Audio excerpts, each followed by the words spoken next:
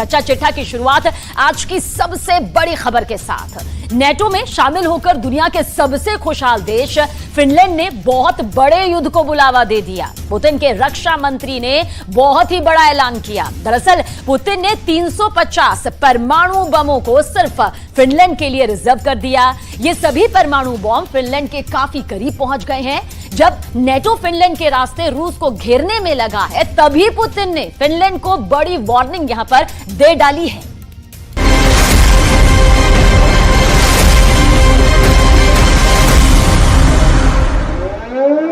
Helsinki, Finland.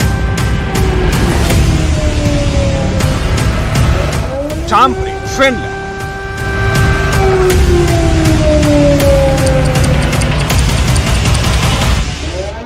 Turku, Finland.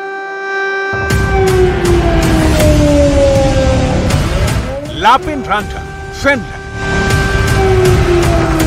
Mariehamn, Finland.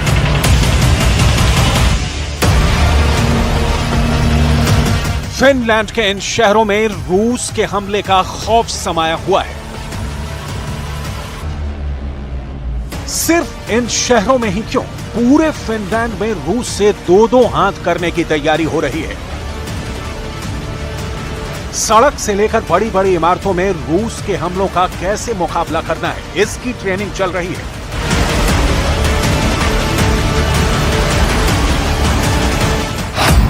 NATO की सेना, Finland की सेना, फिनलैंड के सिविल डिफेंस के जवानों ने मिलाकर रूस से मुकाबले का बहुत ही खौफनाक प्लान तैयार किया है।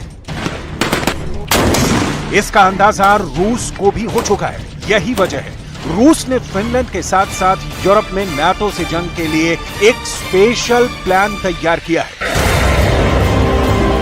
С учетом вооруженных сил восточноевропейских стран в непосредственной близости от границ союзного государства размещены около 360 тысяч военнослужащих, 8 тысяч единиц бронетехники, 6 тысяч артиллерийских систем и минометов, 650 самолетов и вертолетов.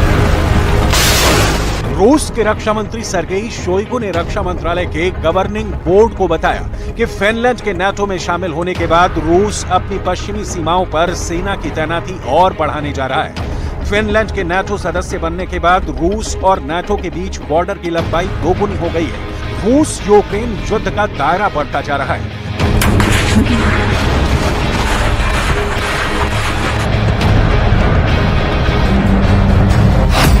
रूस यूक्रेन सीमा के साथ बेलारूस और पोलैंड की सीमा पर दोनों तरफ से सेनाएं जमी हुई हैं, लेकिन अगला नंबर फिनलैंड का है।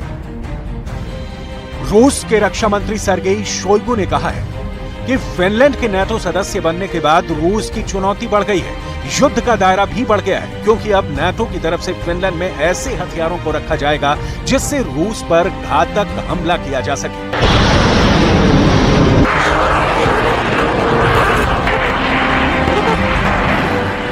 Безопасности Российской Федерации возросли кратно. Серьезным дестабилизирующим фактором является вступление в НАТО Финляндии и в перспективе Швеции.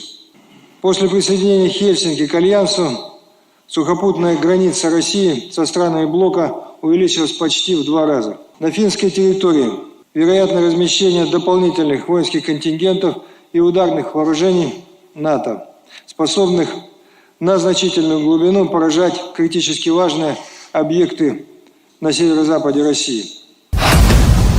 रूस के पड़ोसी फिनलैंड में नाटो की सेना जमा हो रही है। फिनलैंड की सुरक्षा के लिए नाटो के टैंक फिनलैंड पहुंचेंगे। नाटो की घातक मिसाइलें रूस की सीमा के करीब लगाने के लिए फिनलैंड आएंगी। नाटो के लड़ाकू विमान फिनलैंड में लैंड होंगे। रूस को नजर में रखकर नाटो फिनलैंड में अपने हथियारों का नया गोदाम बनाएगा, जहां रखे एक एक हथियारों पर पुतिन की सेना का नाम होगा। यही वजह है कि रूस की सेना भी अपनी नजर फिनलैंड की सीमा की ओर कर रखी है। फिनलैंड के नाटो में शामिल होने के बाद रूस अपनी पश्चिमी सीमा पर लगातार मिलिट्री यूनिट बढ़ाता जा रहा है। फिनलैंड के बॉर्डर पर रूस की बटालियन 24/7 चौकन्ना रहती है, क्योंकि रूस को अंदाजा हो चला है कि फिनलैंड की सीमा पर नाटो से दो हाथ कभी भी करना पड़ सकता है।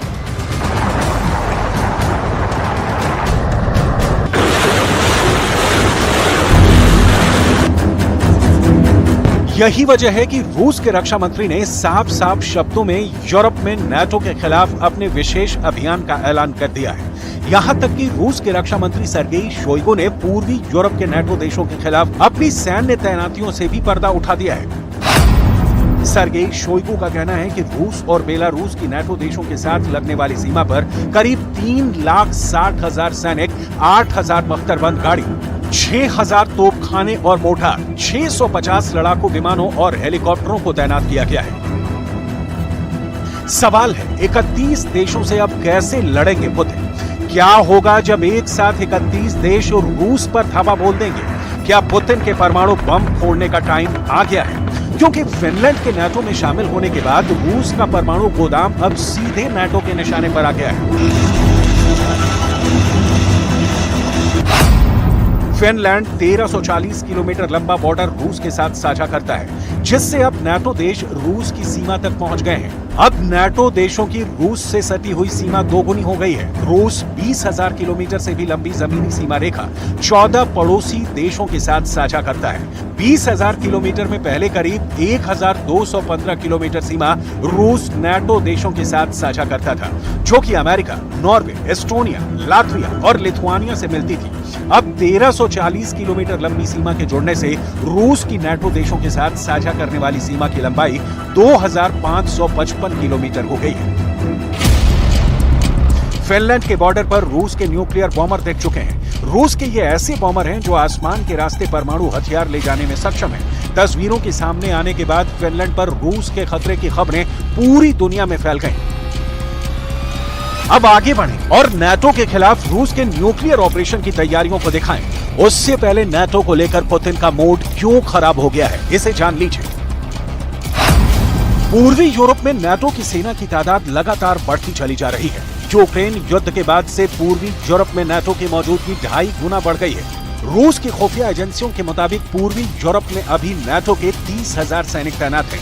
यही वजह है कि रूस नाटो देशों से लगने वाली सीमा पर चौकसी बढ़ा रहा है। रूस को आशंका है कि फिनलैंड में नाटो परमाणु हथियारों को भी तैनात करने वाला है। यही वजह है कि पश्चिमी मीडिया का दावा है कि पुतिन ने 350 परमाणु बमों को सिर्फ फिनलैंड के लिए रिजर्व कर दिया है। ऐसे में बड़ा सवाल यह है कि फिनलैंड के पूरब में कितने प्रलयंकारी परमाणु बम हमले के लिए तैयार है। फिनलैंड के पूरब में रूस की न्यूक्लियर फोर्स कितने और परमाणु बम पहुंचा रही है। फिनलैंड की सीमा से सटे मौजूद रूस का परमाणु गोदाम अभी कितना भरा हुआ है। फिनलैंड के पड़ोस के समंदर में रूस के परमाणु हथियारों की गश्ती क्यों बढ़ गई है? क्या फिनलैंड में समंदर के रास्ते परमाणु सुनामी आने वाली है? फेडरेशन ऑफ अमेरिकन साइंटिस्ट की एक हालिया रिपोर्ट बताती है कि फिनलैंड के पास मौजूद कोला प्रायद्वीप में रूस ने पनडुब्बियों पर तैनात 350 परमाणु बम लगा रखे हैं। सभी परमाणु बम 150 किलोटन की ताकत के हैं। यानी कोला प्रायद्वीप में मौजूद रूस के एक परमाणु बम हिरोशिमा पर गिरे बम से 10 गुना अधिक शक्तिशाली है। विश्लेषकों का कहना है कि फिनलैंड की नाटो में एंट्री से यूरोप में तनाव चरम पर पहुंचने वाला है, क्योंकि नाटो और रूस की बरसों पुरानी दुश्मनी का सबसे नया एपिसेंटर फिनलैंड बन गया है। फिनलैंड नाटो का एक ऐसा खूनी दरवाजा बन गया है जिसके एक तरफ पुतिन खड़े हैं तो दूसरी तरफ अमेरिका की अगुवाई में दुनिया के 31 देशों की सेना है। नाटो का आरोप है कि पुतिन नाटो का दरवाजा बंद करना चाहते थे, हमले की धमकी और युद्ध के नाम पर डराना चाहते थे। विश्लेषकों का दावा है कि फिनलैंड के नाटो में शामिल होने के बाद पुतिन यूरोप और पश्चिम को डराने की कोशिश में तनाव बढ़ाएंगे, जिसकी शुरुआत रूस ने आर्कटिक में अधिक परमाणु हथियारों की तैनाती से कर दी है। फिनलैंड समेत पूरे नाटो को कंट्रोल करने के लिए पुतिन ने आर्कटिक को क्यों चुना है? आर्कटिक में कहां-कहां रूस ने अपने परमाणु हथियारों का जमावड़ा कर रखा है? आर्कटिक में अधिक परमाणु हथियारों की तैनाती कर पुतिन किस नाटो देश में एटमी कहर ढाने की तैयारी में है? इसे जानने से पहले फिनलैंड के नाटो में शामिल होने से रूस की परेशानी कितनी बढ़ गई है, इसे जान लीजिए। रूस के उत्तर पश्चिम में बाल्टिक सागर के उत्तर में फिनलैंड है, दक्षिण में एस्टोनिया है। बीच में बाल्टिक सागर का हिस्सा फिनलैंड की खाड़ी रूस के लिए काफी अहम है। फिनलैंड की खाड़ी के पूर्वी छोर पर रूस का सेंट पीटर्सबर्ग शहर है। फिनलैंड की सीमा से सेंट पीटर्सबर्ग की दूरी सिर्फ 125 किलोमीटर है। सेंट पीटर्सबर्ग में ही पुतिन का जन्म हुआ था। सेंट पीटर्सबर्ग रूस की आर्थिक राजधानी है। इसी शहर में रूस के ज्यादा अरबपति रहते हैं, जहां किसी भी तरह का नुकसान पुतिन को मंजूर नहीं। साफ है, फिनलैंड के नाटो में शामिल होने के बाद अब बाल्टिक सागर के रास्ते नाटो को अब न केवल रूस के सेंट पीटर्सबर्ग तक पहुंचने का रास्ता मिल गया है, बल्कि रूस के कोला प्रायद्वीप तक पहुंच भी आसान हो गई है, जो रूस का चलता फिरता परमाणु बेस है। कहा जाता है कि यहाँ पुतिन ने पनडुब्बियों में तैरते एटम बम लगा रखे हैं, जो समंदर के अंदर से निकलकर दुनिया के किसी भी हिस्से को खाक में मिला सकते हैं।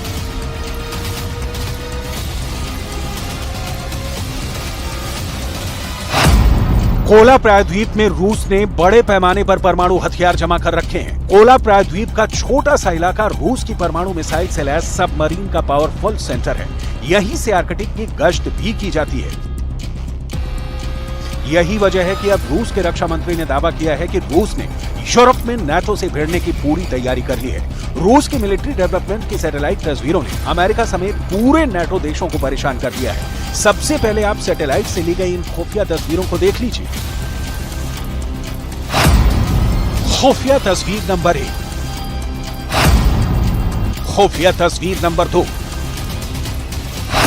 खुफिया तस्वीर नंबर 3, खुफिया तस्वीर नंबर 4, खुफिया तस्वीर नंबर 5,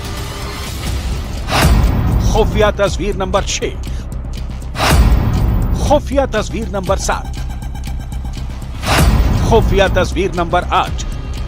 रूस की सैन्य तैयारियों का पर्दाफाश करने वाली इन तस्वीरों ने दुनिया के तमाम देशों की धड़कनें बढ़ा दी हैं। ये खुफिया तस्वीरें कैसे आर्कटिक में रूस के परमाणु युद्ध की तैयारियों का पर्दाफाश कर रही हैं। इसी मकसद में रूस ने फिनलैंड की सीमा से करीब 160 किलोमीटर दूर उत्तर पश्चिम रूस में ओलेनोगॉर्स्क में लगातार रेडार स्टेशनों को बढ़ा रहा है। ये रेडार फिनलैंड और नॉर्वे की सीमा से 400 किलोमीटर दूर बैरेंट्स सागर के तट पर पश्चिमी रूसी शहर ओस्ट्रोवनाय में भी बनाए जा रहे हैं। इसी तरह का निर्माण आर्कटिक सर्कल के ऊपर रूस के उत्तरी तट के करीब वोरकोटा में एक बेस पर किया जा रहा है। रेडार सिस्टम का विकास रूस के उत्तर पूर्व में टिक्सी एयर डिफेंस साइट पर भी किया गया है। इसी तरह रूस की सेना आर्कटिक महासागर के द्वीप में मौजूद रूस की सबसे उत्तरी सैन्य ठिकाना नगर्स्क हवाई अड्डे पर रनवे में सुधार कर रहा है। ऐसे ही पूर्वोत्तर रूस की मुख्य भूमि के तट से लगे कोटलनी द्वीप पर बने टैंप एयर बेस के रनवे को भी आधुनिक बनाया गया है। रूसी सेना की ये तैयारी नाटो के फिनलैंड वाले फॉर्मूले का काट माना जा रहा है। पुतिन की ये तैयारी पुतिन के भविष्य वाले वॉर प्लान का संकेत दे रही है। नाटो के खिलाफ ये रूस का नया कॉन्फिडेंस है, ऐसा आत्मविश्वास जो उसे यूक्रेन के बाद दूसरे युद्ध के लिए तैयार कर रहा है। ऐसे में सवाल है कि क्या यूक्रेन के बाद अब फिनलैंड का नंबर है, जिसकी धरती पर धावा बोलकर पुतिन सीधे नाटो के घमंड को चकनाचूर करने की तैयारी में है।